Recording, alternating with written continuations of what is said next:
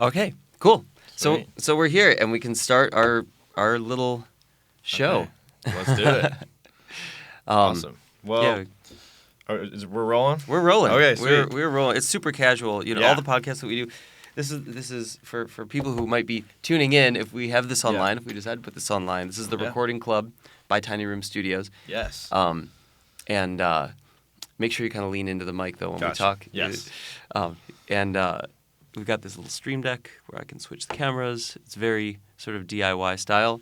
This is definitely a couple steps up from DIY, I must admit. But it's great.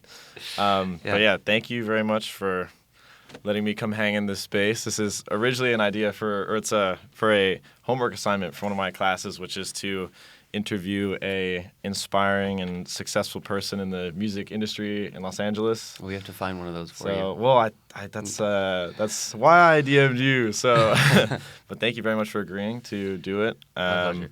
And I was originally going to start kind of do a whole comprehensive thing and start from the beginning, but I was not aware that you were doing all this crazy podcast stuff with this recording club. So I'd love to hear maybe a little bit about how this came about, because I was aware of Tiny Room, and I've seen all the Tiny Room videos, the Tiny Room YouTube channel, and heard the releases and stuff under your name on Spotify, but I was not aware of this setup. So Yeah, so Tiny Room, this is called the Recording Club by Tiny Room Studios. right. I started Tiny Room a long time ago. Mm-hmm. So do you know my background with Halsey and all that stuff? I know you toured with her, correct? Yeah. So I toured with her for 4 years, and Mm-hmm. I was basically doing all the sound design and the keyboard parts. I didn't miss a show for those entire 4 years, That's even when I had wild. strep throat and was not able to stand up on stage.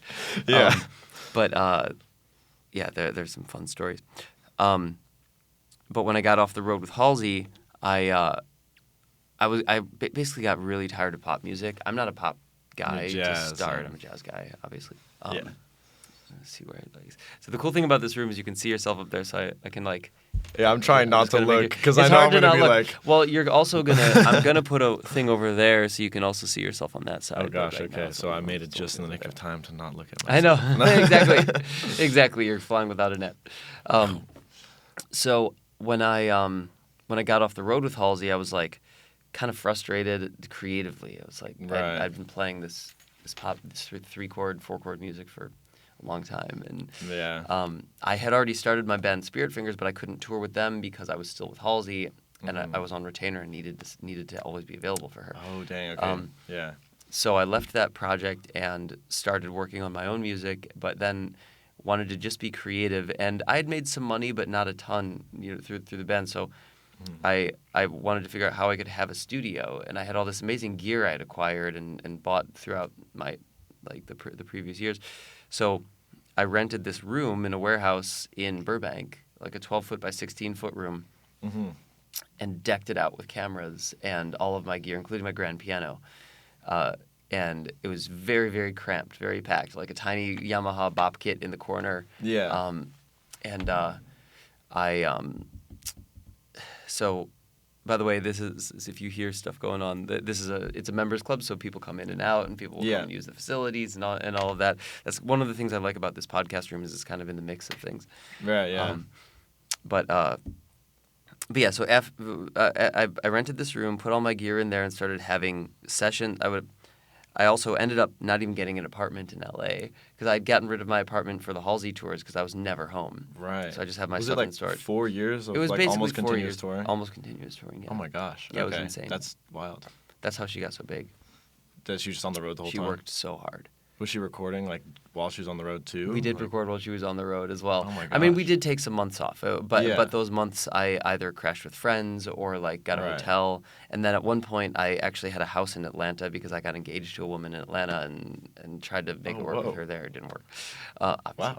But yeah. But it was almost all on the road. That's And nuts. yeah, and so I came back.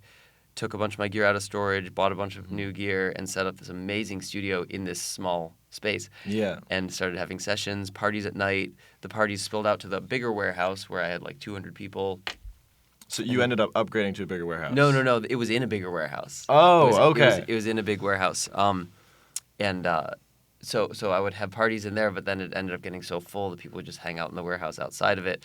That business was owned by a guy named Eric Lloyd, who now he helps me with stuff in this studio actually. Because okay. he's since closed that place and opened his other space, and then he's been a big help in this building this. So I continue to have these parties, and eventually it just got a reputation. People started calling it the tiny room because it was this little room with all this production stuff. And so as I started releasing stuff, it was like from the tiny room. Yeah. And it kind of organically gained that name. And then it turned into a real business because people wanted to rent it out. Mm-hmm. So as they rented it out, I like eventually upgraded to a bigger space, and then a bigger space, and then closed during COVID, but then reopened at a bigger space in Inglewood. Mm-hmm. Had that for the last couple of years, and now this is the final manifestation of it. But we cannot legitimately call it a tiny room anymore because it's 6,000 square feet. Right. Yeah. No, this facility is pretty dope. So now it's the recording club, but it's still by Tiny Room Studios. Okay, so the tiny room before doesn't exist anymore. So this is the one location where everything's at. This is the one location. In fact, Okay, this cool. podcast room, which is the smallest room in the location, is about the size of the original Tiny Room. This is the size of the original tiny room?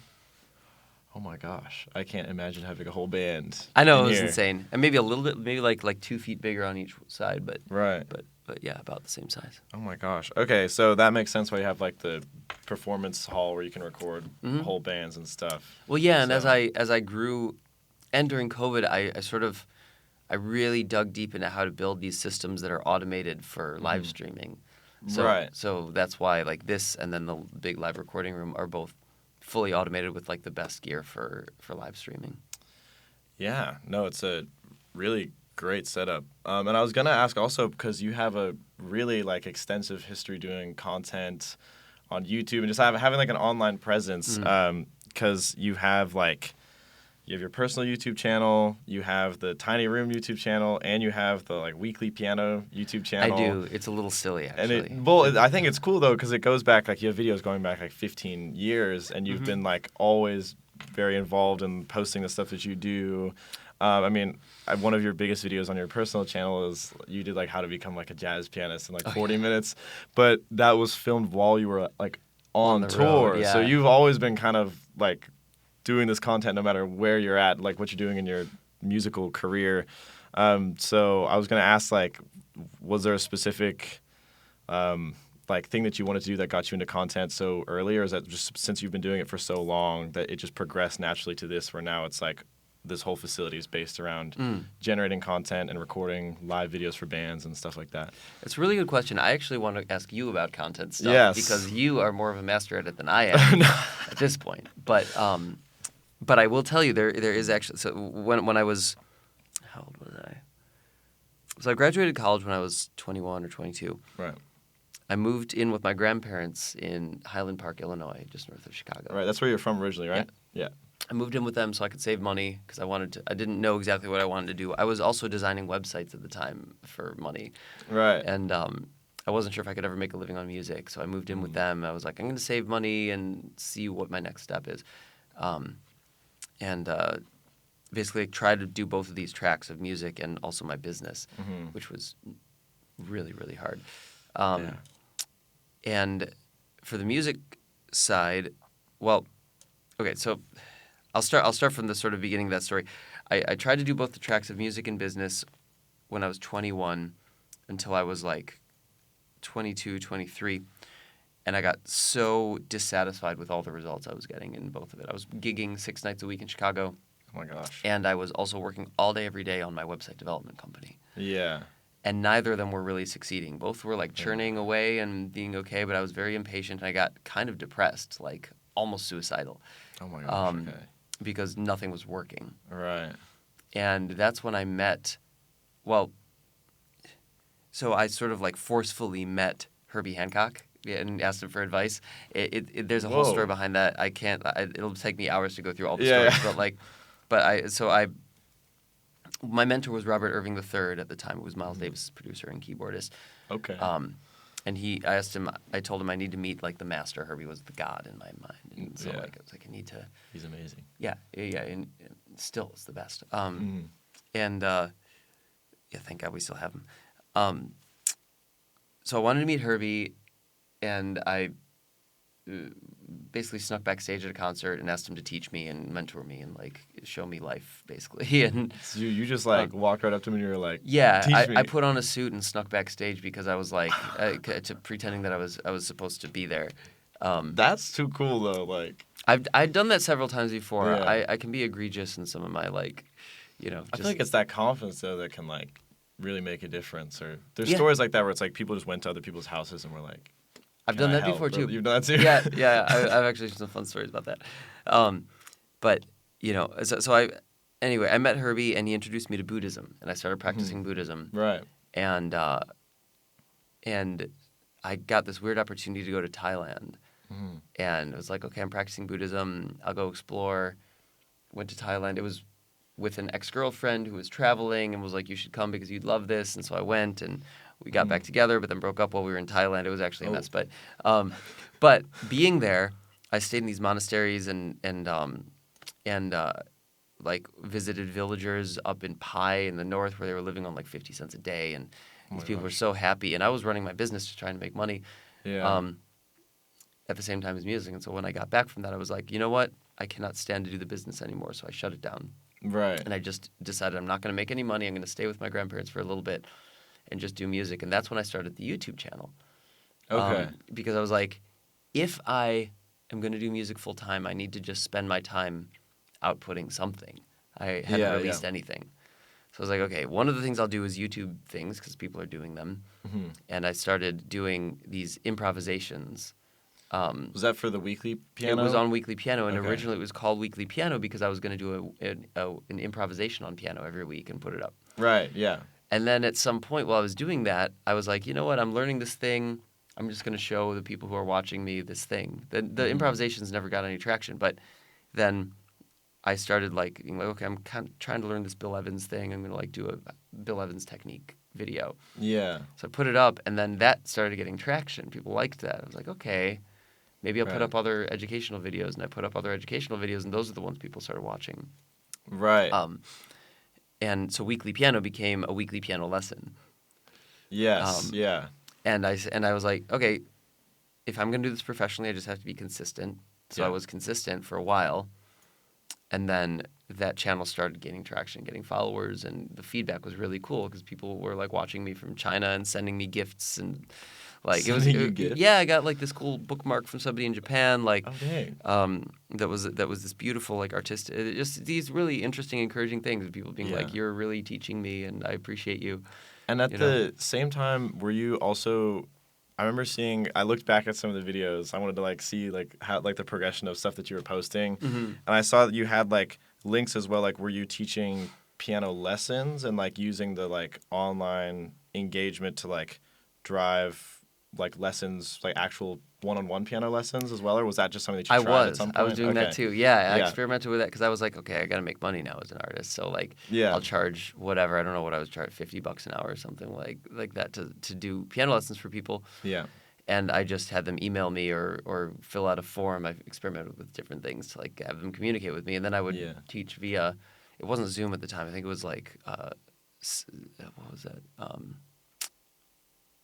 What's the other one that's old that nobody uses anymore? Oh man, it's got the blue and the, you know. Skype. Yeah, Skype. Skype. That's it. Yeah, I used Skype.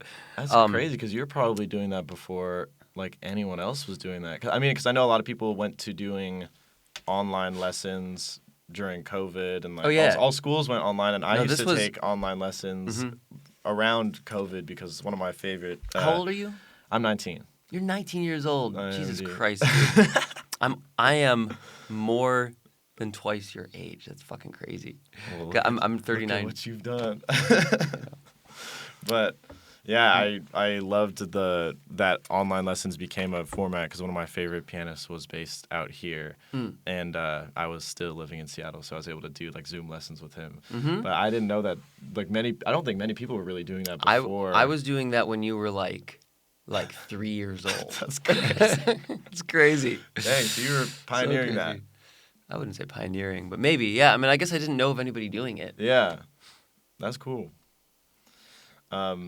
but yeah, so I started doing that, and it was just me trying to make a living. Like I was trying to like, how am I going to make money as a musician? Yeah. And I needed to practice and get better, so I was practicing, and putting stuff up online at the same time as gigging at night. But I would practice during the day, and I was like, fuck the business stuff. I'm just gonna do music. Right. And that's how that started. And then eventually I started. So like, at some point I got some gigs, and started going on tour. Was that from? Do you think that like your YouTube presence It had helped nothing that? to It had do nothing to with do with that. It was just Zero. like you Like, I being didn't get a connected in single Chicago gig. Yeah, it was and just, it was stuff me like playing that. in the Chicago scene and people 'Cause knowing you about me and my mentors. Played so much, and people were just like, "Oh, this dude's pretty good at piano." Like, Yeah. I was living in the real world, but I was also Yeah. just putting some stuff out online. It was like, yeah, the gig I played with John Blackwell, who was Prince's drummer. You know, we Right. went on tour. I ended up getting a gig with the Buddy Rich Big Band. Buddy died when I was like 2 or something, but he or maybe it was later than that. But and it was the Legacy Band and the Miles Yeah. Electric Legacy Band. Like I started going on tour with those guys, just from connections in Chicago. Okay, cool. Yeah. Well, and what was like, when you look back on all the music stuff you've done, where does like the touring sit with you? Was that like a really good experience, or like I know Oh, it's it was very great. like I stressful? love it. I want to do it again. I mean, I Yeah. just did it. I just did 6 shows in 7 days in 3 different countries, like last 6. week. That's why I'm fucking sick right now.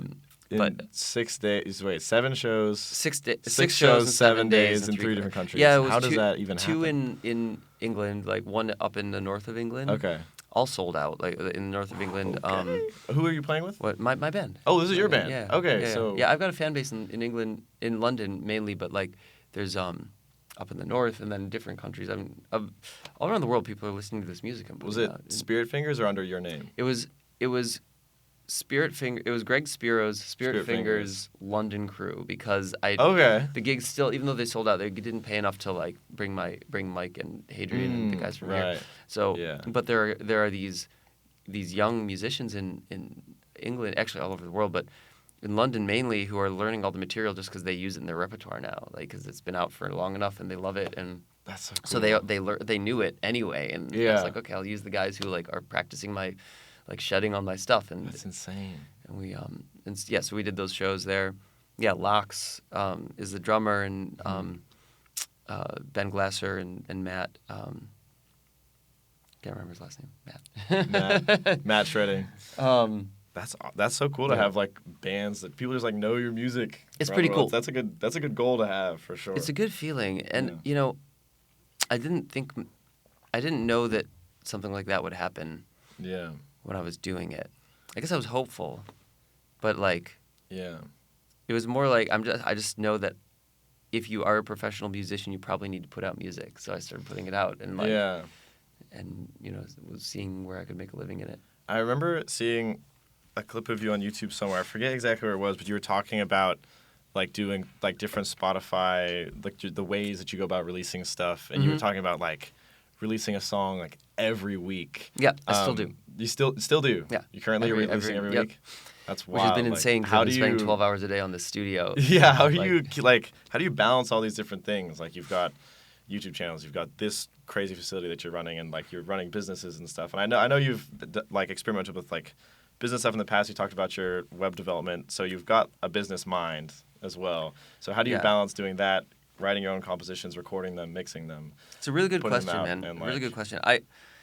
Yeah, and I do have a business mind. I think that most musicians don't pay enough attention to business, Mm-hmm. Yeah. and when they do, they pay attention to the wrong things. Like there's this whole scene of people paying attention to publishing, and like Yeah. barely any people make any money off of publishing. Yeah. Only the top people who have like songs that have like I was talking to Ronald Bruner Jr. last night, this great drummer. Yeah, and yeah. He makes a bunch of money off publishing because he did Kendrick Lamar's music. Like, Yeah. you know, a few people will get publishing from that. And when you're doing music that's going to be that famous, you probably know that it's likely to be that famous. So I've made like $10 off of publishing. Like, I know the it's- royalties you know, game. It's a little disheartening. it's horrible, but it's not horrible though. I make like my music though on Spotify grosses over the past year. It's grossed between like $2,000 and $4,000 a month Oh, really? for Spotify streaming royalties. Oh, okay, but that's wow, because that's I pretty own good. all the masters. I pay Right. a lot of that out. I have investors, and then I have like in the original Tiny Room who own some of the content. So Right. I have okay. some of it earmarked for them, and then I pay out the musicians who played on the tracks. Right, yeah, because you have pretty awesome musicians playing with you all the time. Well, yeah, and I for the ones that I give people a deal when we start. I say like I'll pay you for a session if you want, give you a couple $100, or you can own a percentage of the music, and then if you own the percentage of the music, I pay you out as I get royalties. And some of them get no royalties at all, but then some of them get nice ones, and those people get a little bit of money here and there. So the problem with streaming is not actually the money that is going out to for the songs. It's the fact that people sign these label deals, and the label it has to recoup and takes all of the money from the streaming, and it takes forever to make that back. It's a slow drip. So I release music every Friday. I release a piece of music every Friday. And I spend very little time on the music itself. I'll do a session and get 8 tracks out of it. We'll improvise most of them. And then you'll do like one song from that. Of those 8, that'll you've got be like 2 8 months. weeks worth of... Yeah, exactly. Okay. And I'll go and I'll mix it. I'll spend 30 minutes to an hour to mix each song. So every week I'll go and mix it and master it myself and then put it out. It helps that I have this facility, but it also now up to 150 people can also have this facility to do their thing because we'll have 150 members. So, wow, okay. It's a model that works really well as long as you're consistent and efficient. Yeah. And so that's how I've been able to keep releasing every week. Like I did 2 days in the studio with Harvey Mason, and we got like 20 tracks out of it. Oh my gosh. Okay. Wow. And that was even in the previous studio. So now I have this archive backlog of music that I go and chop up and just put out. Right. And the reason I do that also is because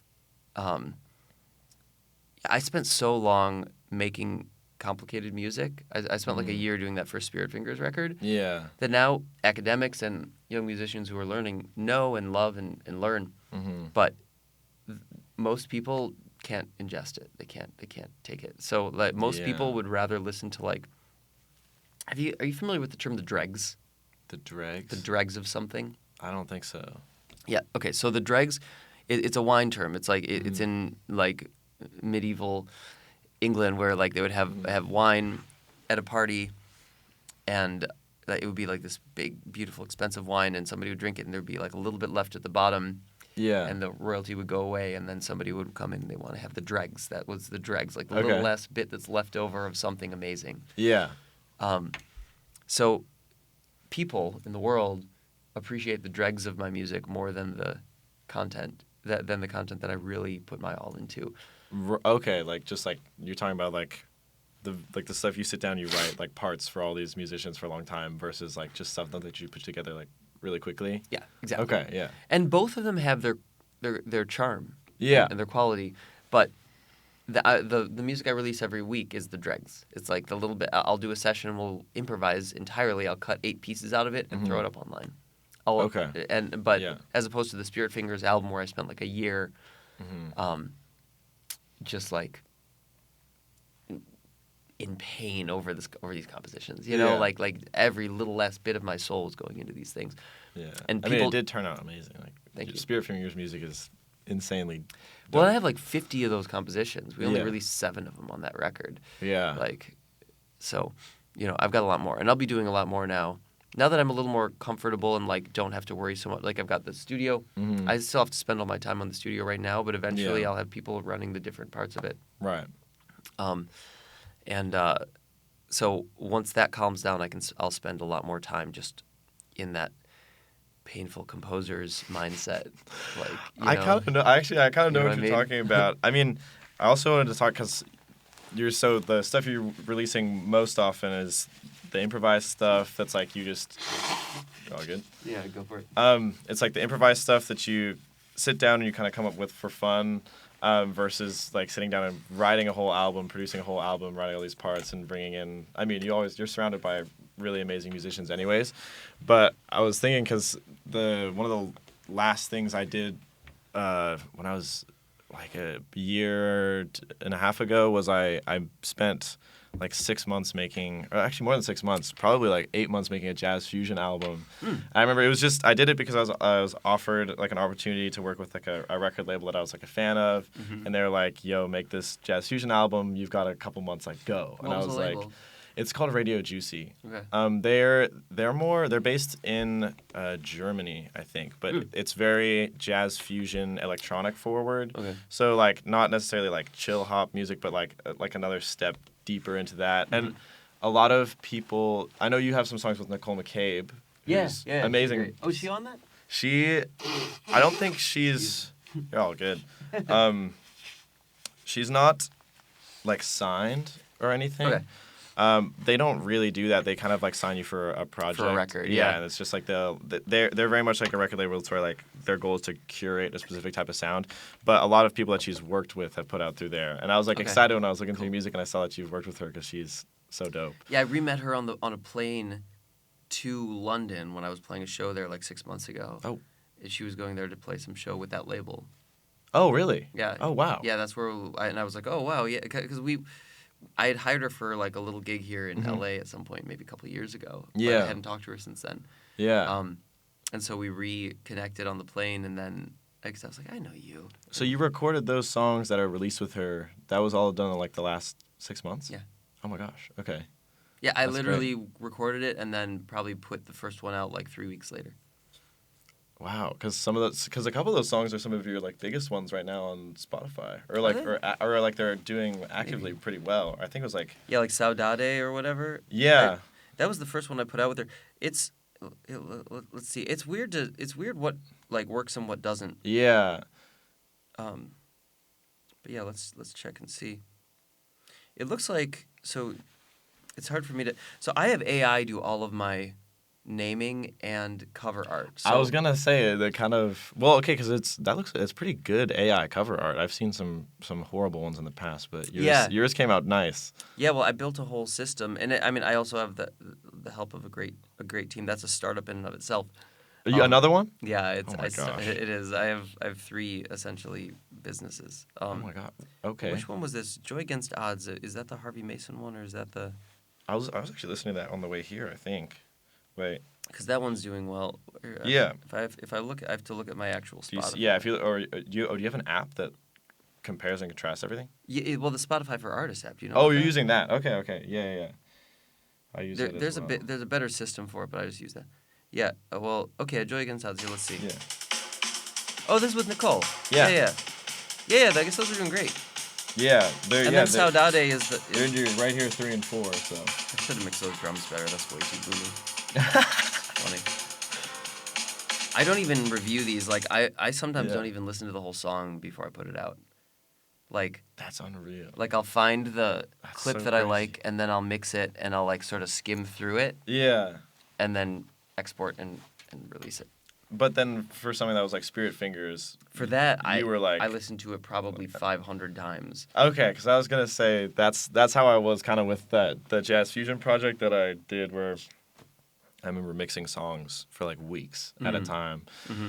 And I think it was also because I was like, making jazz fusion music is what I like originally loved to do, and When you say jazz fusion, what do you think of as jazz fusion? I think of like if I'm looking like traditionally, some of my biggest inspirations, Herbie Hancock, some Chick Corea stuff for sure, and then if it's like rocky jazz fusion, then like Weather Report. But like modern stuff, do you know Kiefer? Yeah, of course. Yeah, so that was the piano teacher I was talking about, who's offering online lessons. Oh. So I worked with him. Kiefer. I did. I think I sent Kiefer a DM to see if he would collaborate with me or something, and he never got back to me. If you know him, tell him that Greg Spero reached out. I will let him know. He's signed to Stone's Throw, and I know that he's very particular about like what he can feature on, and they have him under some lock and chain. Stone's Throw is another like all these like. I love their music, and they're also fucking pretentious. Like honestly, Radio Juicy's the same way. I would never work with them. That's so funny. Now they'll really never work with me because I'm gonna put this out. No, yeah. But like, I think they probably agree that they're pretentious. I don't think that they'll disagree with that, and they probably like being like that. But man, I think I even talked to them, and like that's also it's such an interesting thing being like. I am, as a person, as a character, I'm like the least, like cool type of person you could probably be. Look at this jacket. Well, okay, yeah. I have this. I have some style. Some style, but like, I'm a white dude who does business. Like, I might as well be like a tech nerd. Okay. And but that's becoming a little cooler now.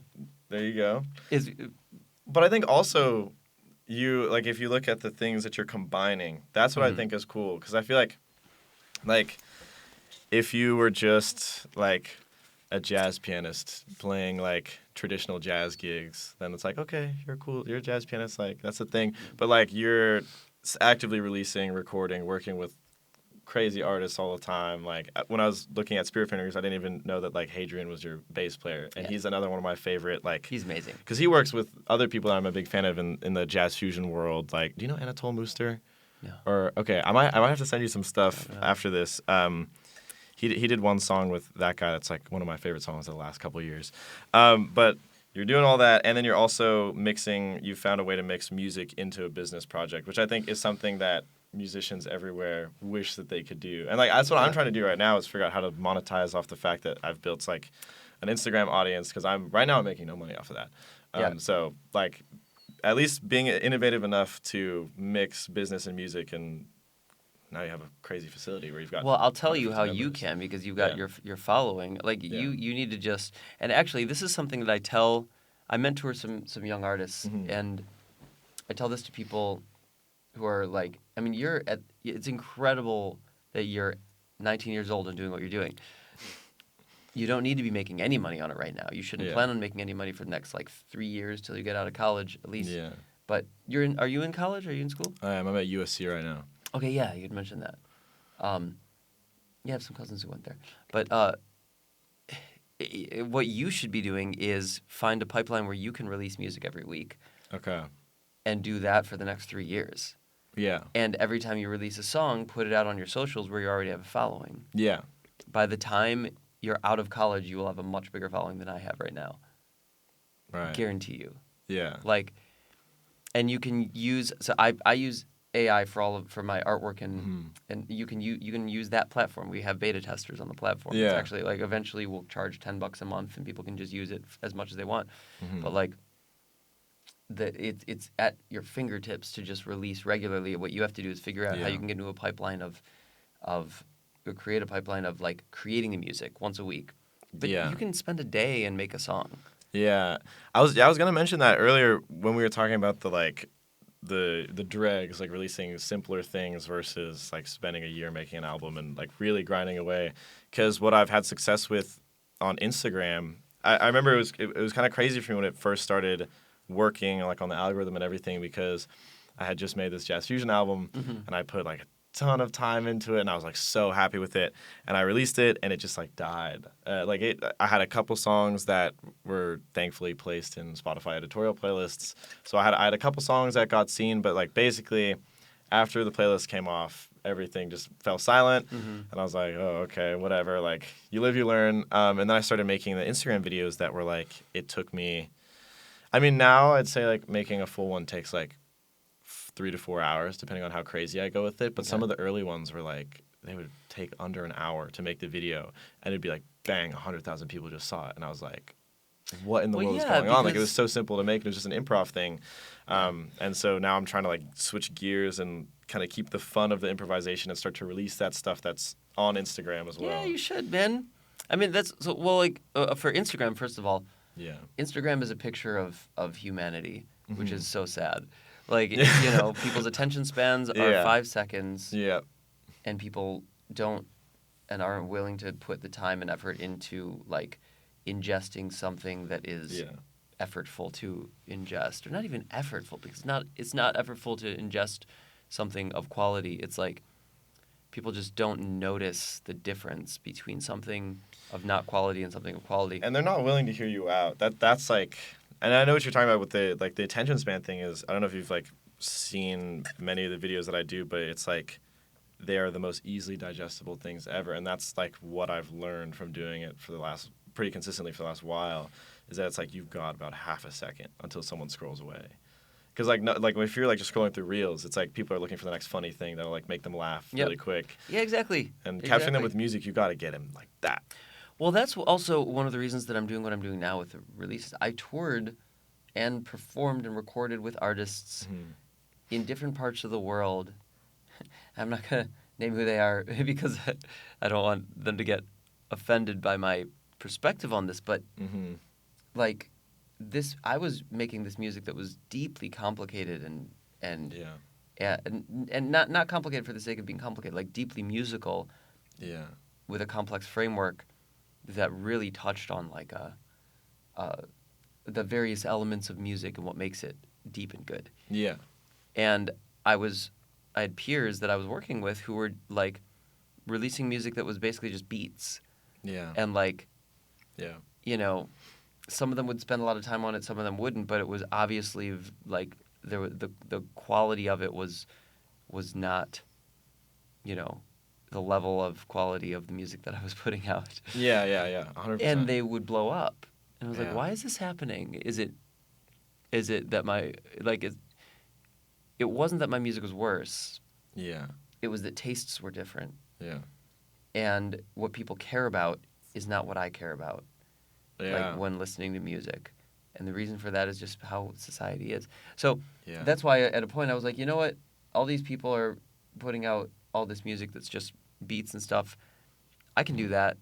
And I can also like add some maybe more tasteful elements to it. Yeah.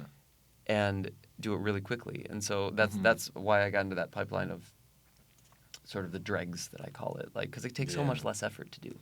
Yeah.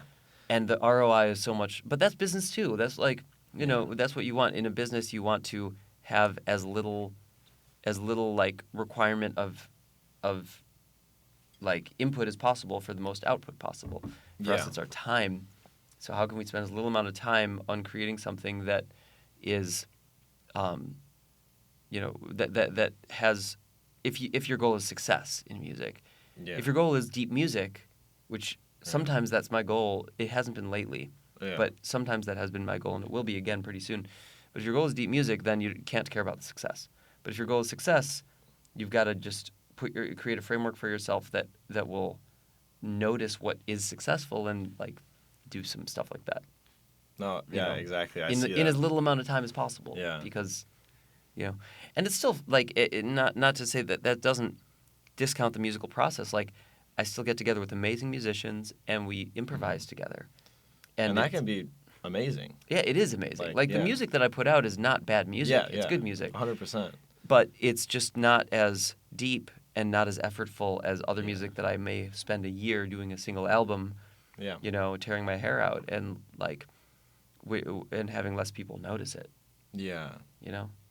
And everybody said that. Esperanza Spalding said that. Robert Glasper said that to me. We were playing a festival in somewhere, and he was like, after I had my son, I realized I needed to do something that was more commercial, essentially, and so he did black radio. Yeah.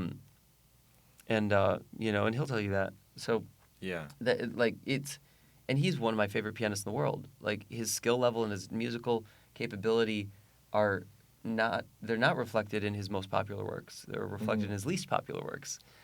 You know? Which is this funny dichotomy. But same with like, you have, what is it, David Chang, who did Momofuku Ko, one of the greatest restaurants in the world, located in New York, where it's $1,000 for a meal. Yeah. And he also did Shake Shack. Yeah. Which makes him a lot more money, you know? I think definitely like that kind of hits home for probably a lot of people who work in jazz and jazz fusion too, because I feel like, like in terms of music communities, I feel like I've only ever been like somewhat a part of like the jazz fusion space, and I've always like that's where I've been like the biggest fans of people, and like it's the music that I listen to on a day-to-day basis. But now you wouldn't even know that by looking at my like Instagram page or anything, because it's just like, oh, this dude's making jungle music, like drum and bass and like house music. Now let me ask you this: do you do that because what do you love the most? I'd say I still love jazz fusion music the most. Like Chick Corea, Return to Forever, Weather Report, like that type of jazz fusion music? I'd say like there's this, I feel like there's this new bubble, like Radio Juicy music included. Do you know Telemachus? Mm-mm. Okay, I'll show you, I'll send you a couple things after this. But like it's kind of like this new emerging mix of like kind of groovy jazz fusion, like almost like how Kiefer has like fat hip hop breaks over like beautiful chords and like amazing solos, but also like crazy synth design and electronic stuff. Mm-hmm. So there's like a handful of artists in that space that So I really new love. fusion. You're talking about like, new. I'm talking about like jazz new fusion, jazz like, fusion. Yeah, maybe no, I shouldn't say like traditionally, but I mean I listen to a ton of Herbie Hancock too as well, and I love all that sort of stuff. But like new jazz fusion is probably what I listen to the most. Mm-hmm. But I've also had a fun time, even though it's not what I'm focusing on now. Like I honestly haven't made a jazz fusion song in months, but I've enjoyed finding ways to like twist like elements of that into what I work on now. So like even some of my earlier videos before I started doing more like housey, jungly stuff was like one of my favorite drummers is this guy out here, Luke Titus. He plays with Kiefer. He's in the Kiefer trio. Cool. Unreal. So he like released a drum pack that was very like these like fast jazz fusion, like crazy breaks, and I would do that, and then I'd play like some like Rhodes chords over it, and like do like little solos, and those were my first videos before I kind of leaned more into like housey stuff. Okay. So I've always still had an element of that like present in what I do, and even with Cherry Ferrari, which is the project from the Mopop thing, which is still around, and we did our first like baby tour this last summer. I've always done solos live, like I do synth solos. And I like to use like fatter chords and stuff in there, and like I focus on the chord progressions a lot, and we try to write cool melodies. But yeah, my favorite thing is still jazz fusion, even though it's not what I'm doing most. It's so interesting to me because like jazz fusion for me, you know, I'm 39, so like when I was 15, I was in a jazz fusion band, and you know we had like we were doing a bunch of like Jean-Luc Ponty and Return to Forever music, and you know, jazz fusion now, it's like it's so hard to. I fucking hate labels. Like the labels of genres are because they always mean something different to every person. Right. But yeah, I really am trying to wrap my head around what jazz fusion means to people who are 19 years old playing jazz now. Yeah. Because like I was transcribing Chick Corea's solos on Return to Forever, you know? Yeah. You're probably like your reference point. I mean, for me, that was, I guess, 20 years before the things that were recorded 20 years before when I was doing them. And so for you, 20 years before you is now what was happening for me when I was playing. Like, so like who are actually, tell me that, who are your like biggest, who do you go to listen to now when you listen to anybody? Like your favorite like 2 people or 3 people to listen to? Okay, so I'd say Kiefer was like one of the biggest like revolutions in my life because up until then I was listening to like really random music, and I love making jazz fusion music. I'm not the craziest keys player. Like I'm not like that deep in it, but Kiefer was like the first one that I found because I feel like his music's very palatable for people who aren't even in to jazz fusion. Like I started producing music when I was 12, and it was like lo-fi beats, and it's like I hate looking back at that now, but it was my way of getting into it was making like simple stuff, and then like lo-fi I kind of was like, oh, then I found like chill hop music, then I found stuff it was like people sampling jazz songs and like putting breaks over it, and that was kind of more like jazz hip hop, and like MF Doom's one of my favorite like artists ever, and like that New York scene is very like sample cool old jazz, put breaks over it. Yeah. Then I found Kiefer, who was like actually playing the cool stuff over the breaks. So that totally changed my like world then. So he's one of the ones I still listen to a lot. Telemachus, who I'll show you after this. Yeah, he's another one of Kiefer's students. Okay. So he's pretty small still, but unreal. I might have seen him.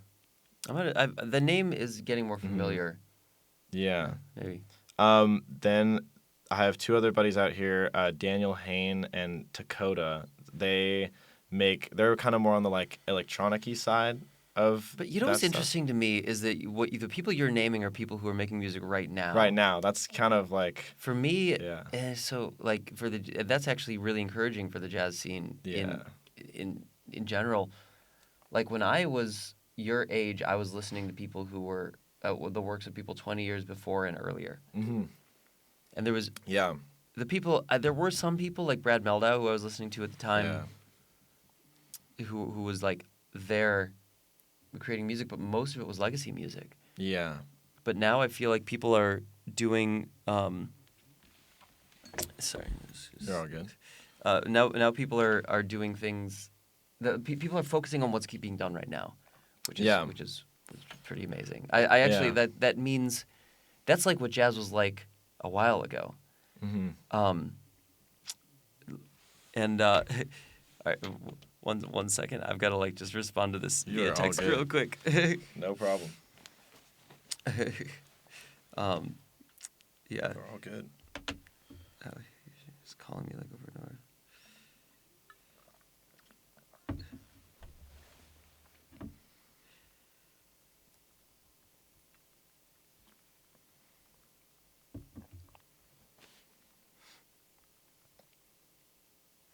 Okay. Anyway. Yeah. But no, yeah, I agree. Like it's kind of it's been interesting to, because I mean I'm very aware of like earlier jazz, and like when I've taken piano lessons and stuff, like that's always the stuff that I'm learning. And well, I've been taking piano lessons at USC recently, and we've been looking at like Herbie Hancock stuff, and like Horace Silver recently. So I'm very aware of like the earlier jazz stuff, but I think just through like Kiefer and the kind of offshoots that exist now in like the electronic jazz space, which is like music that can kind of, I feel like is only starting to be made now, where people are coming up with these crazy like synth ideas and doing beats on computers and programming these breaks that wouldn't have really existed much before the time that we're in now. Like, I think it's kind of exciting because like those guys, Daniel Hames Dakota, they dropped an album yesterday, and so it's exciting because I'm like, oh, like some of my new favorite music just came out. It's actually happening. Like a I day know. ago. Well, and people are finding that with my music too. People who end up liking the sort of improvised stuff that I'm putting out, Yeah, like they're coming back to it every week. they're You know, stoked every song Friday. I do has 10,000 listens when I put it out the first day. No way! Wow, that's awesome. And like then it kind of drops off a little bit, and then some of it takes off again afterwards, and some of it just dies down. Yeah. But you know, it's very encouraging. Mm-hmm. It's encouraging as long as people like you are able to like still have a foot in the history. Yeah. Learn transcribe some solos by Herbie and learn some compositions by Wayne Shorter, like, Yeah. you know, and still understand that, because there's a musicality that is largely lost in modern music that was in older music, and now I'm talking as the old dude because I'm 39, but like every generation says that, I'm sure. But it's encouraging that people are like really trying to be aware of what's going on now, because that's reminiscent of what happened in jazz at the beginning. Like Miles would go down the street to some club and try to hear somebody live that people were talking about. Yeah. You know, now it's digital, but Right. it's cool. It's encouraging. I think, yeah, and to me it's like being around this new jazz music. I think it's important because like I make my own music, but my goal is eventually to be a producer, and that's what I'm studying at USC. It's what I've been doing for the longest, and I've found a lot of my favorite producers and the best producers who have ever lived have all had a foot in jazz in some way. Well, production is. They say that that hip hop is like the grandson of jazz. Mm-hmm. Yeah. Like all of the great hip hop producers often had like grandparents who were great jazz artists. Yeah. Now, if you look at their lineage, and also like all hip hop in general now has some foot in jazz. Yeah. Whether it went through the funk of James Brown or and to his influences, but like a lot of it's actually taking just breaks from Blue Note records and turning them into beats, and that's like been the Quincy Jones would talk about this. I just saw a clip of him yesterday. Yeah. Because people have been posting clips now that he just passed him. Yeah. The clip was like him talking about how jazz, how rappers are basically like the beboppers of modern times. Like the way the way that they created their music was very similar to how bebop musicians created their music. Yeah. Just in different medium. Yeah. No, Quincy he's a crazy inspiration, and it's interesting. USC chose this was the year that they're like, I think every year they choose someone that they're honoring, and so this year it was him. So it was pretty sad. Like everyone on campus, there was a very solemn day a couple weeks ago. Quincy's son, Quincy Jones III, who's a good friend of mine. He was here the night before or 2 nights before he passed, and we were just talking about what an incredible inspiration Quincy was and is. And I mean, he was a mentor to me. I met him 12 years ago. When I first moved to LA, it was when I met him. And he, like, invited me to his house for Thanksgiving and Christmas every year. And, like, we just had this... I feel like just being around a person like that and having them... Because Quincy was so full of stories. Yeah. And it's, like, almost things that you're like, this can't be real. And then you look it up and you're like, oh, my God, that's real. Yeah. Like, I mean, because time... it's crazy how he worked with, like, literally everyone. And, like, he came from being, like, just dope at jazz and playing with everyone who was cool with that, and then was an amazing producer and then made the best-selling pop record of all time ever. I know. Yeah. It's insane.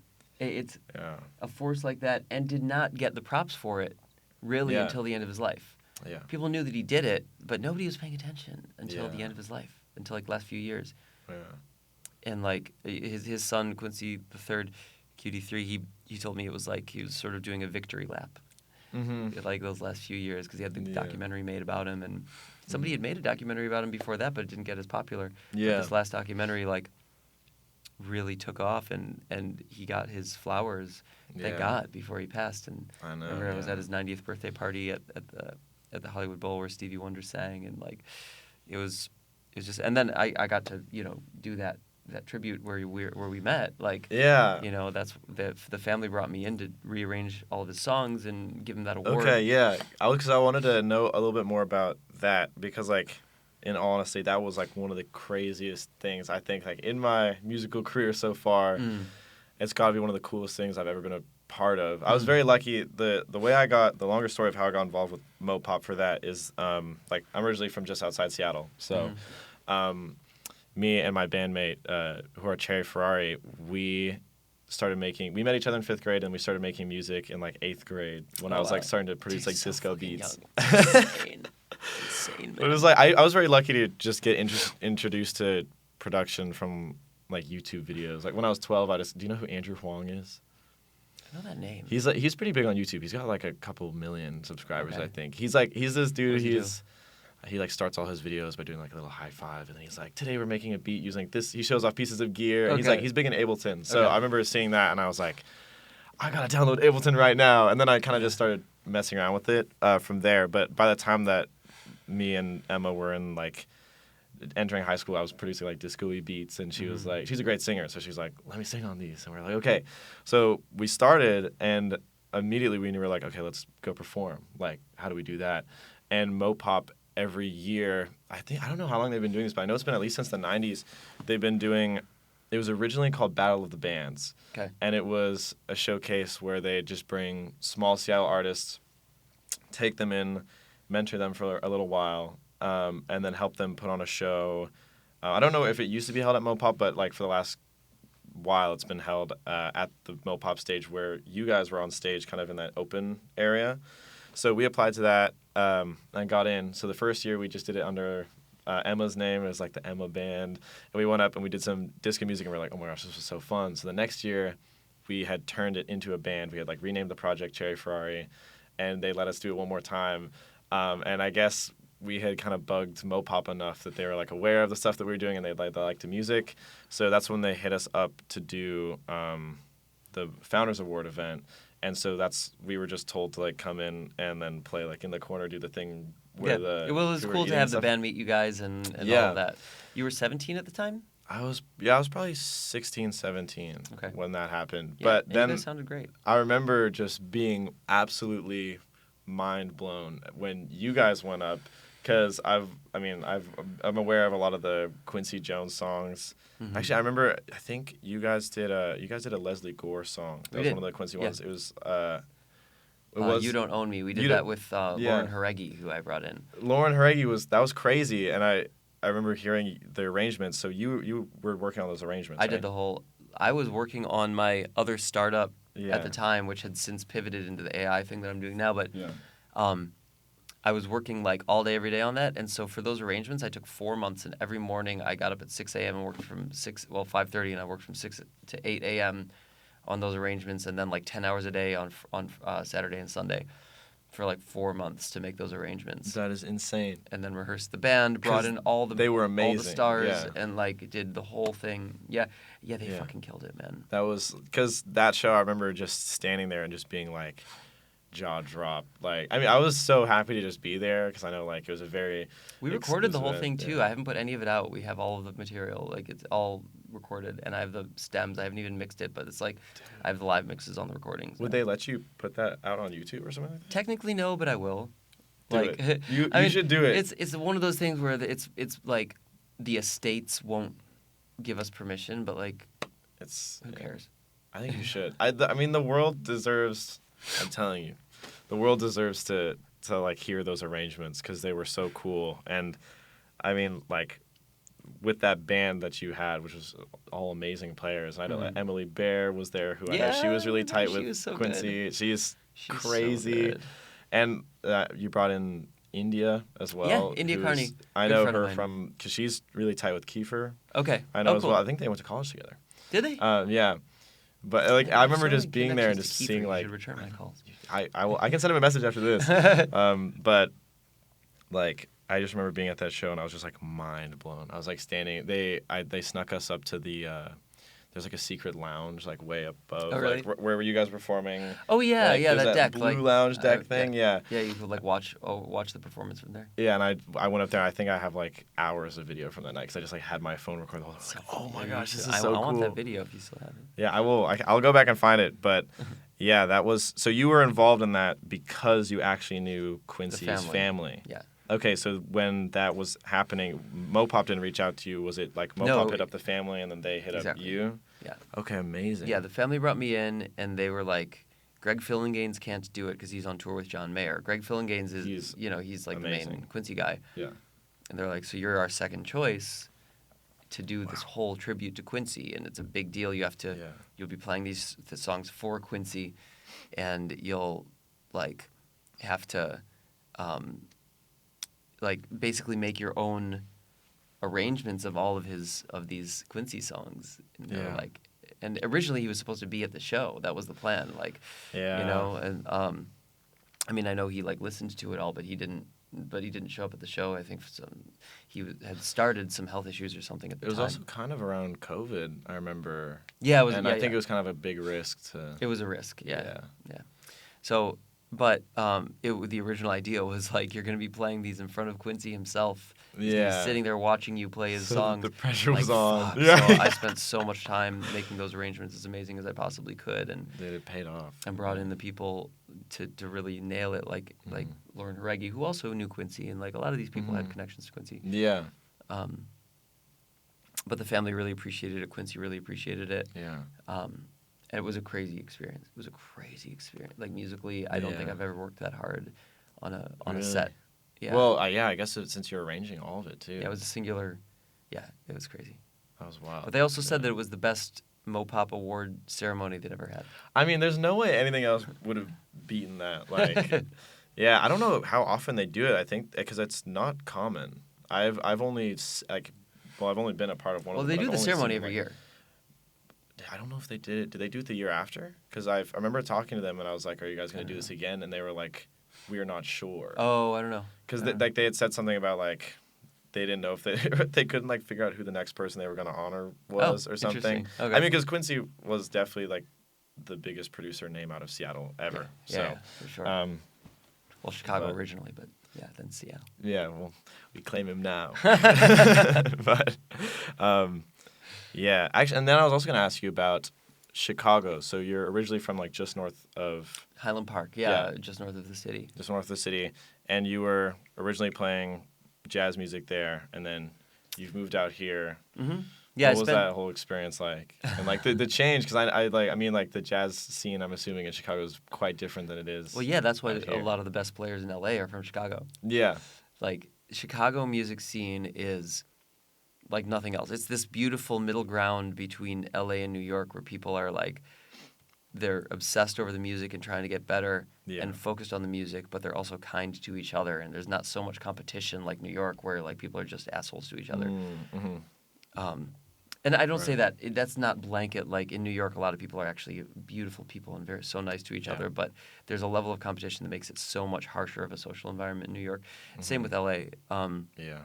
In Chicago, it eases up a little bit on the pressure, but but the musical community, like that's why so many of the great artists right now, like on my Chicago Experiment record that I put out, I have Marquise Hill, Joel Ross, Mekhi McCraven, Daryl Jones, Jeff Parker, like, and Irvin Pierce, and those are all guys who have names in their own right and from Chicago who've like gone on to major success because Chicago breeds amazing musicians who are like deeply in touch with the musicality and the community and the artistry of it, but also like willing to really hustle and kind of build brick by brick because you have to in Chicago. And that was like, I mean, I remember I gave Micaiah his first bootlegged copy of Ableton, like in Chicago, when we were getting started and like, we were like figuring out what we were gonna do. I was like, you should try this software, like check this out. And I had a cracked copy of it, and I was like, okay, here you go. Showed him how to use it, and then he like made that his main thing. And it was like we were all sort of, and then I was so inspired by his beat making music that I incorporated that into my music. Like it was this whole sort of ecosystem of how we support each other, and the community aspect was so important. Right. But all in the name of like growing and getting better. So that's when I moved to LA. It was like, it's people come to LA for success. Yeah. People also sometimes go to New York for success, but it's more focused on like, how can I just be the best in New York? In LA, it's how can I be the most successful? Yeah. And they can be together. They can correlate, but they don't always, And you have some of the best and most successful in LA, including Herbie Hancock and the late Wayne Shorter, who I got to know really well, and Quincy, and like those guys like planted their flag here, and they were and are the best. And then you have a lot of young people who are some of the best also still live in LA. But coming out here, people were very focused on like climbing the ranks and and also, it's LA is a funny environment.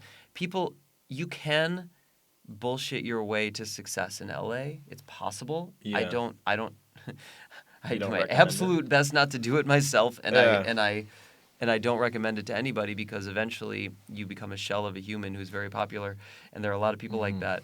Yeah. And so you have to be careful of that, but you also deal with a lot of people like that in LA. You run across them, and it's like talking to a ghost. It's like when people when somebody's not real, and they're not saying what their truth is. They're being an actor.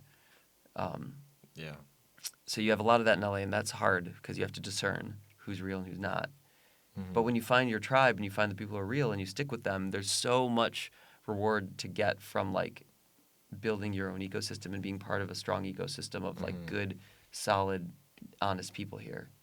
Like in a music community sense, like once you find like people who like-minded people, like for you, is that like you came out here and you found Quincy Jones and other like jazz people? I was taken under Quincy's wing and Herbie's wing and Wayne Shorter and those guys, which I'm so grateful for. But my community that I spent every day with was like Hadrian Farad and Ruslan Sirota, and people who like had also, Hadrian was a transplant, Ruslan was a transplant earlier than both of us, and then some people who were native here who have their own scene. Like I was talking to Ronald yesterday.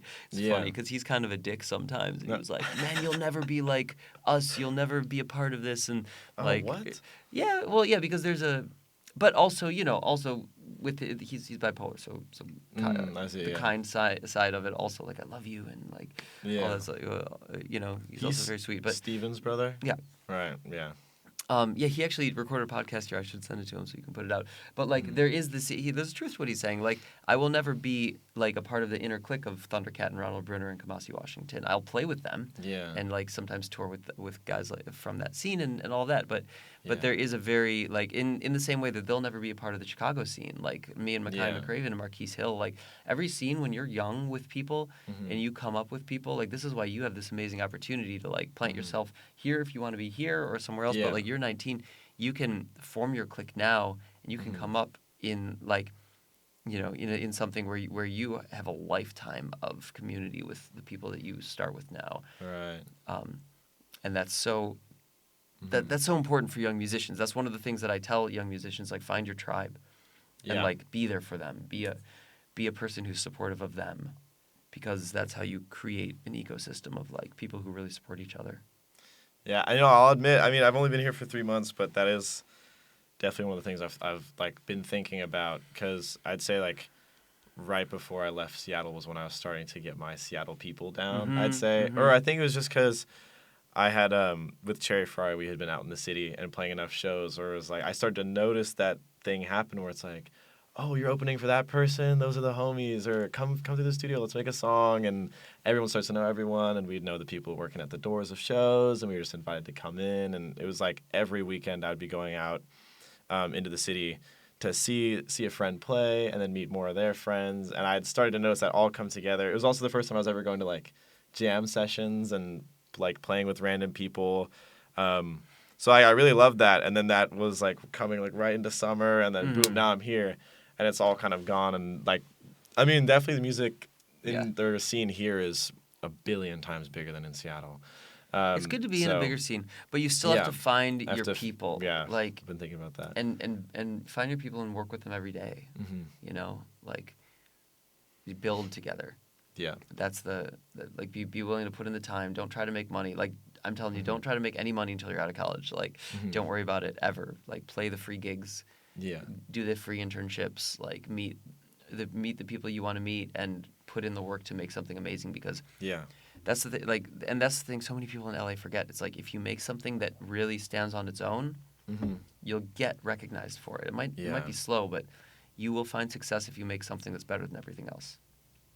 Right. And you know, you have to be smart about how you release it, and you have to like go with the times. Like now, it's a really good idea to put out something consistently, whether it's every month, every 2 weeks, every week. Yeah. But if you can put something together that is great, and then find a pipeline within your own operational sort of framework that you can do that over and over and over again in different ways, and with growing and learning, and coupling learning with your creation process, then like you're good. You'll be good as you grow. You'll have a career. Right. Dang. Very, very inspirational. Thank you for the words. Yeah, I was looking at that video where you're talking about you're releasing songs once a week, and I've been thinking about that because I was thinking every 3 weeks, just for like, this is getting technical now, but like the Spotify, like the playlisting stuff and being able to write pitches and stuff like that. But I haven't had any luck with that with my newer stuff. So I was thinking maybe just whenever I have something done, like put it out as fast as I can. Put it out. You should Spotify pitch it. I mean, my system does that automatically. That's the benefit of it, is that like I don't have to write my newsletter anymore. AI writes it. Like I don't have to do a Spotify pitch. AI does it, which probably shouldn't say that publicly because maybe they'll never pay attention to it again. But like I don't think Spotify has enough people where they're like looking at this. Yeah, I mean, well, they're I don't even know who it is who does the State of Jazz playlist, but they love my music. They put it on all the time. Like they put it on the biggest Spotify playlist for jazz. Like that's amazing. And I think it's because they notice that I keep putting out music, so they'll listen to it, and if they like it, then they'll put it on. If they don't, they won't. But or if it goes with whatever's going on the playlist, because they always have a sort of musical thematic element to it.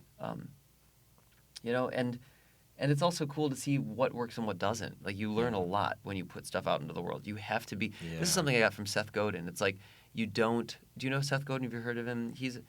I don't like some of what he talks about, but I really like some of it, and I've taken the elements that work for me. Yeah. But he's got several great books. He's an author.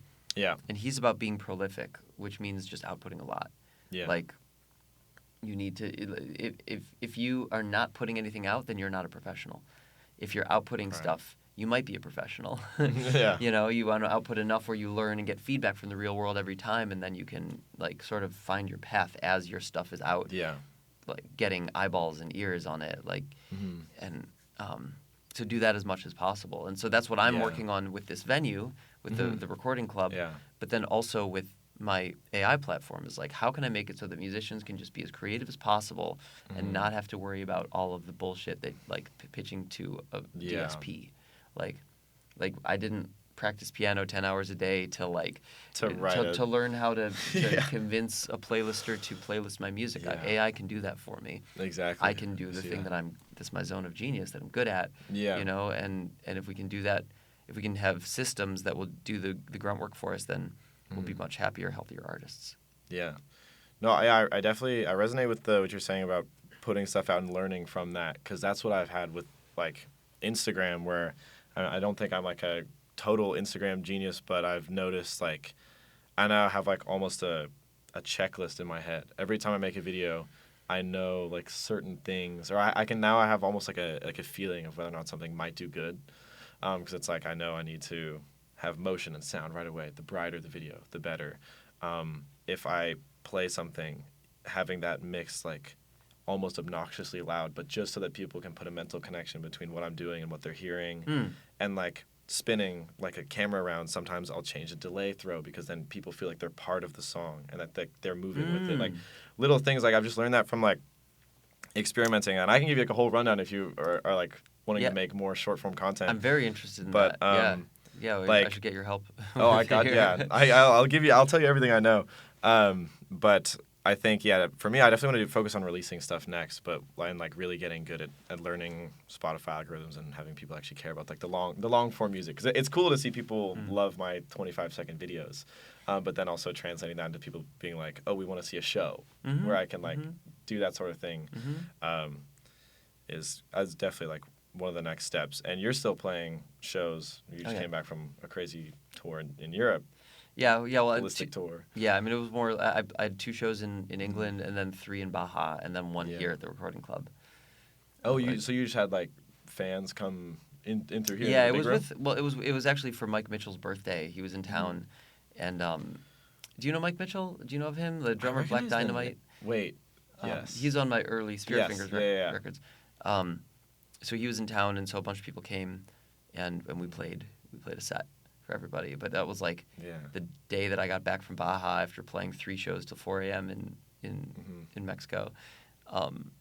After playing 2 shows in England, it was insane. So you're running on like muscle memory, just like... No, it wasn't muscle memory. It was more like just trying to like stay up. And, like I was still, my brain power was still going to the piano, but it's just like there wasn't that much brain power left. Right. Yeah. Struggling, just make it through the solo. Yeah.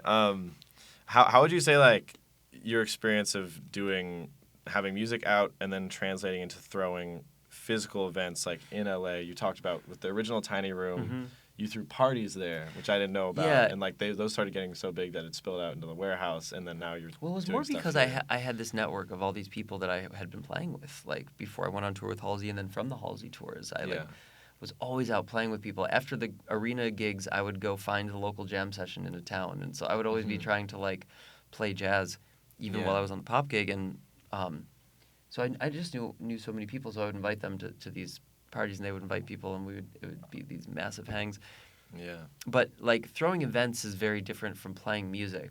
I am the person who does both of those, but I prefer to just be the person playing music. I would much rather have somebody throw events for me. But that's also why, I'm building business infrastructure here, so other people can be the people in charge of actually hosting the events, and I can just play and hang and talk to people and like be on the piano.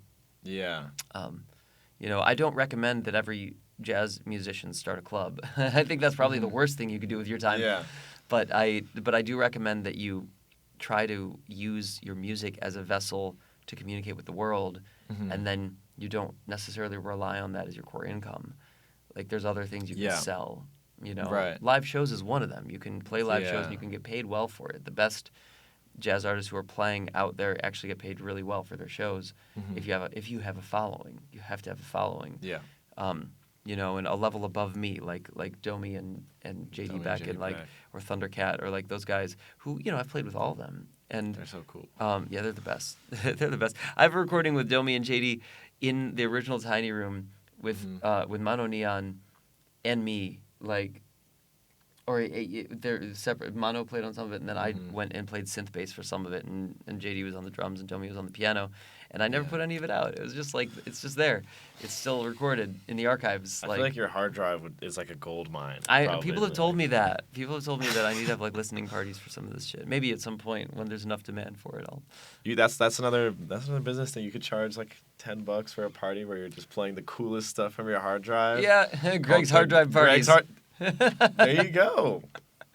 Totally do the sessions with Sput like before Ghost Note and like with Mono Neon. And that's so cool. Figuring shit out in my studio. Yeah. No, those it's cool to see those videos and the songs released that you did with Mono in the Tiny Room. Those were like some of the biggest ones, and with Ronald. So good, those were with Ronald on drums. Yeah, we were just talking about those yesterday. Mm-hmm. Yeah, because Ronald was drunk, and like those really interesting sessions. Like, Yeah. you know, we're all such characters, man, in the music world. And were those sessions, were you guys coming in with like already written ideas, or was that a lot of improvisation as well? It was all essentially improvisation. That's so crazy. It was all essentially improvisation. There's a sort of secret to it that you could discover if you listen to the music deeply enough. You can discover the sort of secret, but I'm not going to tell you. There is a secret to it. Okay. But nobody's ever do my homework. Yeah, nobody's ever called out the secret, and I've been waiting for years for somebody to do it. But it's obvious if you listen to it enough. Okay. So like, we'll see. I don't know if I'll be able to find it, but I'll go take a look. Do you know about the venue Gold Diggers? Yeah, I've played there a bunch. Oh, okay. Have you done on the Mondays? Yeah. For the Very Good Monday? Yeah. Oh, okay. Damn. Yeah. Wait, okay, I'll come out. I'll have to see that sometime because I went out for the first time. Are they not 21 plus? I have a fake ID. Nice. Okay, don't. I mean, I needed to Funny. get it. I mean, mostly because I wanted to be at stuff like that. Yeah. And cool. like in Seattle, Good for you. It like crushed me because they have the worst, like the most like strenuous 21 plus laws there ever. Not to say Kiefer again, I talk about him way too much to everyone, but he came to Seattle 5 times, and I never saw him because once. it was always a bar. Because it was always. I hated that, man. I remember when I was your age, I didn't believe that clubs existed. Like over 20, like I had this in my mind of like how is this possible that there's this thing out there that I can't get into, that nobody else like nobody like I knew everybody my age was like, we all want to see these shows. It's like.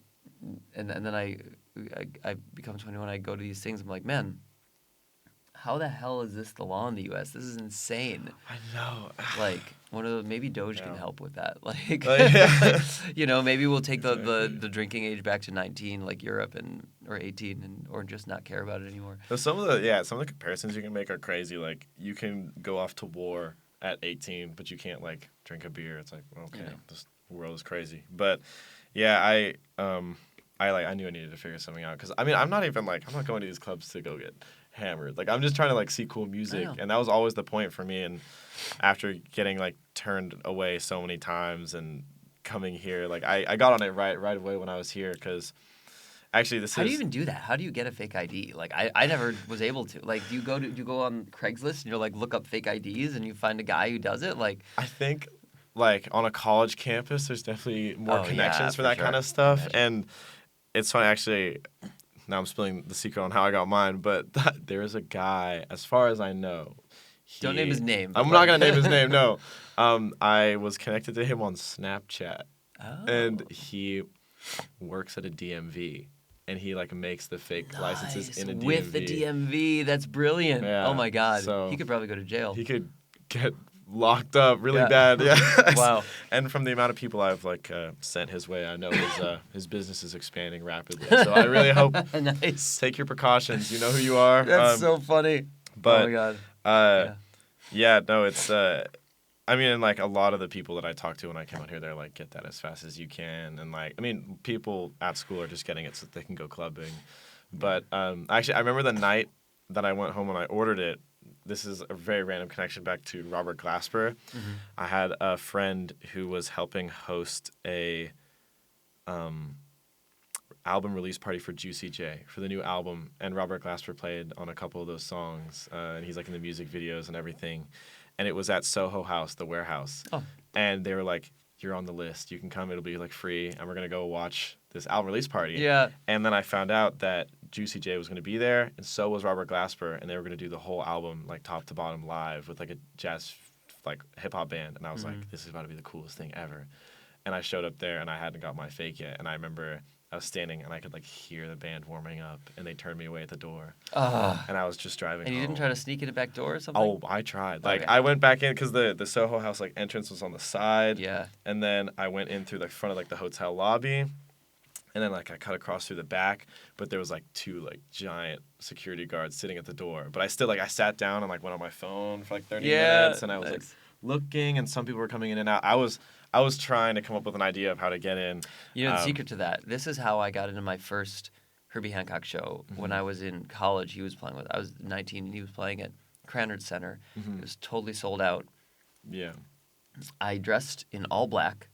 Yeah. I grabbed a bunch of microphone cables and put them over my shoulder and got a block away, and I was like, all right.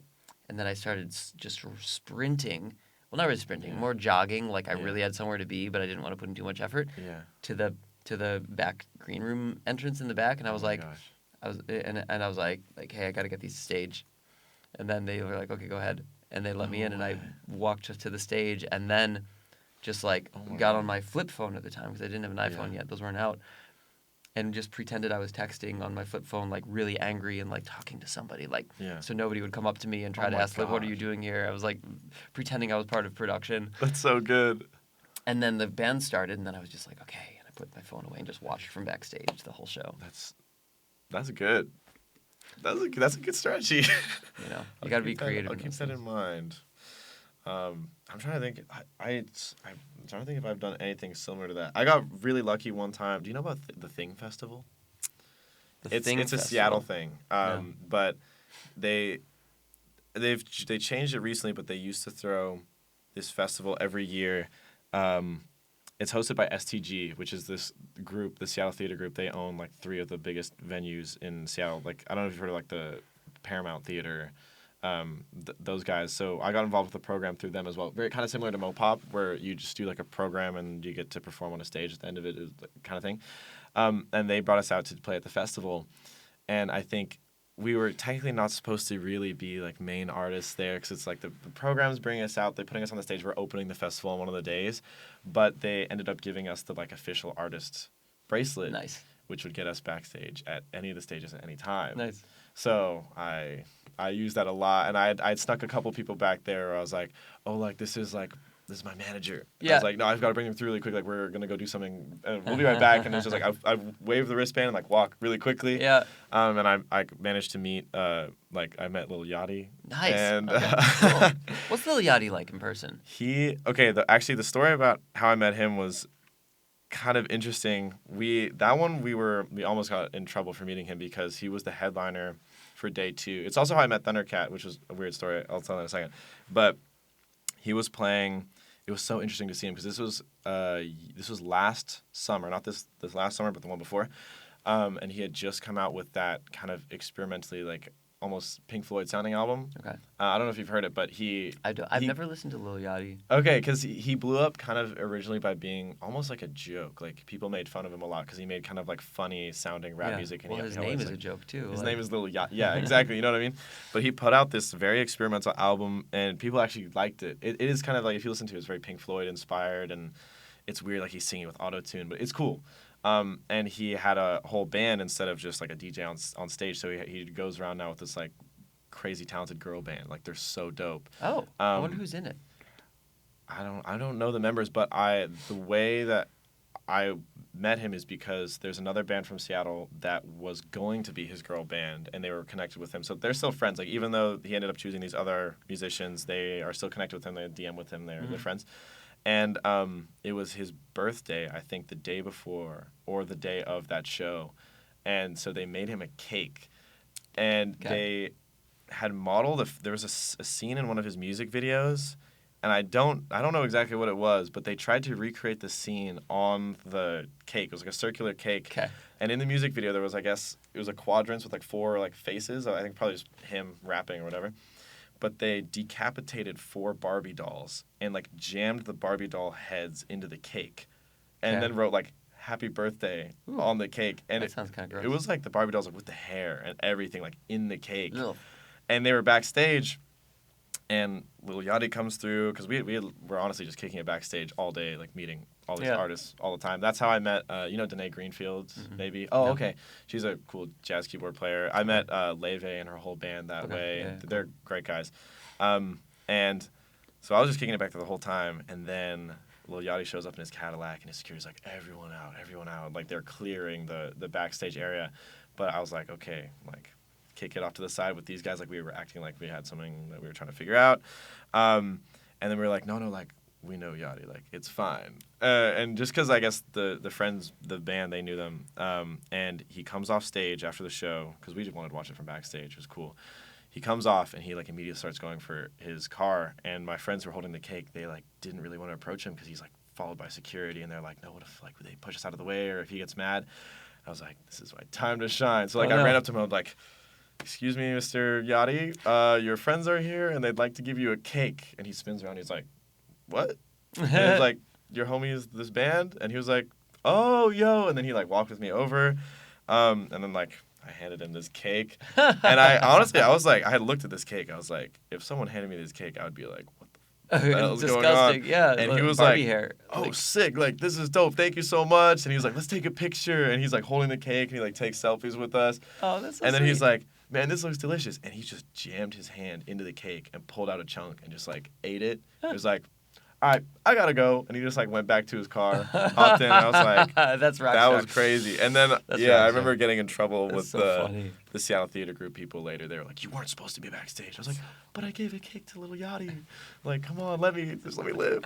I made Lil Yachty eat Barbie hair. I know, that was a weird cake. And then the next day, I met Thundercat briefly. I had been wanting to work down on some music for a second because at a festival, you're always running around. I was like, man, I need to find a building to just, like, run in, sit on my computer, put my earbuds in, and, like, work on some stuff.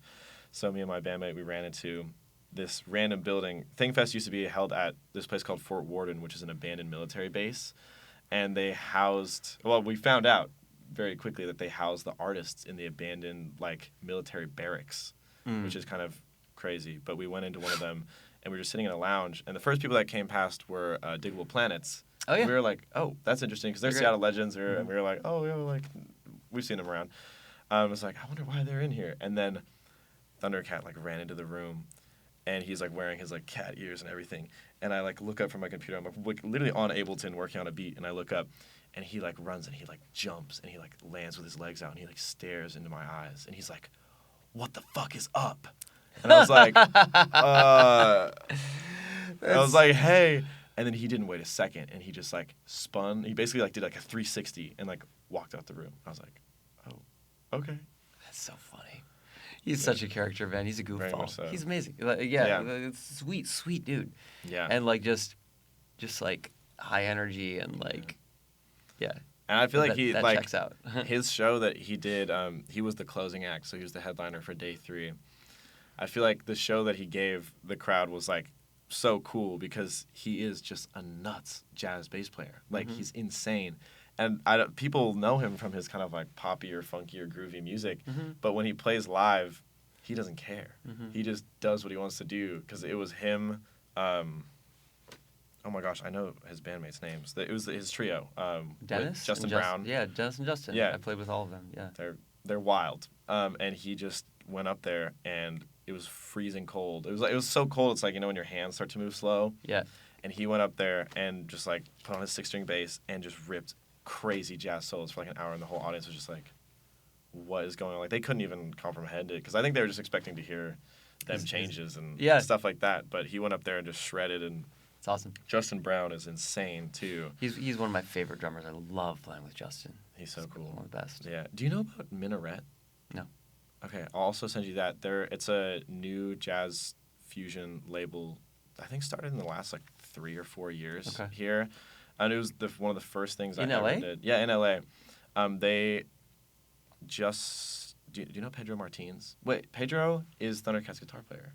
He lives in the house with Louis Cole. Okay, yeah. And I do know Pedro. Yeah, he's we met. on the new Chromacopia album. Okay. Like, he's crazy. He's I think he's from Brazil or something.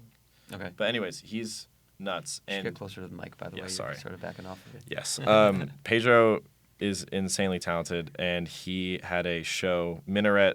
They release jazz fusion music, but they also throw these, like, little house shows where it's like they'll find just a random space, book it out, and then, like, bring in a PA system, bring in the craziest jazz musicians you've ever seen, and throw a little gig. Cool. So one of the first things I did right before I moved down was I came for it was for my audition for USC.